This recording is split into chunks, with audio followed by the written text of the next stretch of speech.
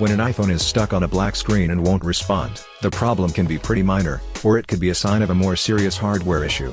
So depending on how it occurred, you may be able to fix it on your own. In this post, I will guide you in fixing an iPhone that's stuck on a black screen. First solution: force restart your iPhone. As an owner, you should be the first one to know what happened to your iPhone. If it occurred without apparent reason, then it must be a minor firmware issue. What you need to do is to force restart the device, and that should fix it. Here's how it's done. Press and release the volume up button, and then do the same to the volume down button. When you release the volume down button, immediately press and hold the power key for 10 seconds or more. If the Apple logo shows, then release the power key. At this point, it's safe to assume that the problem is fixed. However, if the device won't respond even after this, then try the next solution. Second solution: charge iPhone and do the forced restart. It is possible that the battery is drained.